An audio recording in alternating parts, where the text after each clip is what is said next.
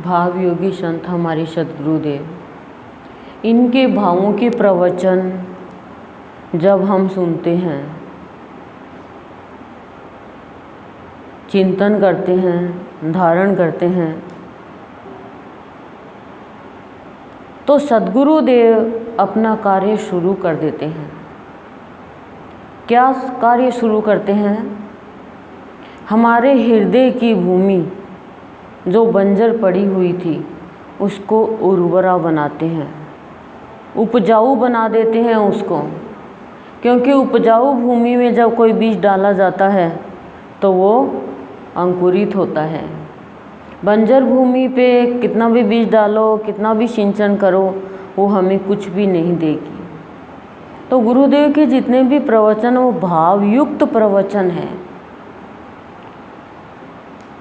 और गुरुदेव की विशेष कृपा का, प्रसाद की कृपा का प्रतिफल है जो हमें संत मणि के रूप में भाव से भरे हुए प्रवचन सुनने का अवसर मिल रहा है। संतों की बातें हैं वो उपदेशात्मक बातें नहीं होती है, वो देश को दिखाने वाली बातें होती है। वो देश जो प्यार का है, जो भाव का है, जो हमारा अपना है, जहाँ हमें अंत में जाना है। कोई कर्म कांड का उपदेश नहीं देते गुरुदेव, और भाव दे रहे हैं गुरुदेव कि समय का अभाव है, खाना खाने का समय नहीं है हमें, फिर भी हम समय निकालते हैं कि नहीं निकालते खाना खाने के लिए।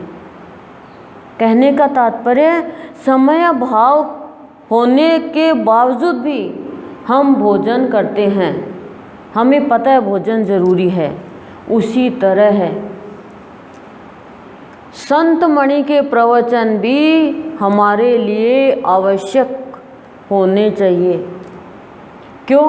क्योंकि बाहर का भोजन उसके लिए शरीर तंदुरुस्त रहता है, स्वस्थ रहता है, दुरुस्त रहता है, लेकिन संत मणि के भाव भरे प्रवचन से हमारा मन खुश रहता है, मन की कमजोरी दूर होती है, भीतर बैठा परमात्मा खुश होता है, समझ आती है हमें।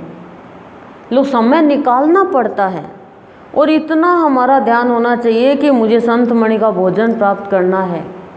समय तो खाना खाने का भी नहीं मिलता है, कई बार 1 बज जाता है, कई बार 2 बज जाते हैं, फिर भी खाना तो खाते ही हैं, चाहे लेट खाओ। बीमार भी हो जाते हैं तो डॉक्टर को पूछते हैं रोटी नहीं तो क्या खाएं, वो खाते ज़रूर है, पर उनसे ताकत थोड़ी आती है, स्वाद नहीं आता है, मजबूरी में खाते हैं। तो ये जो हम कर्म कांड करते हैं, ये जो व्रत उपवास करते हैं, ये तो मजबूरी में खाना है।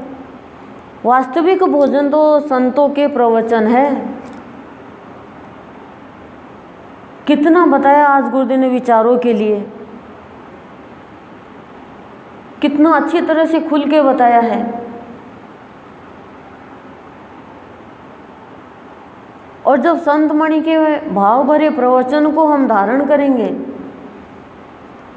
और ये भाव लेकर ही भाव ग्रहण करेंगे कि हमारे लिए आवश्यक है, जैसा भोजन पानी जरूरी है वैसे ही संत मणि के प्रवचन जरूरी है, तो आपके हृदय की जो भूमि है वो अनूप भूमि बन जाएगी, अनूप भूमि का भाव ग्रहण कर पाएगी, और फिर जल युक्त हो जाएगी, जल से भर जाएगी, सूखापन खत्म हो जाएगा।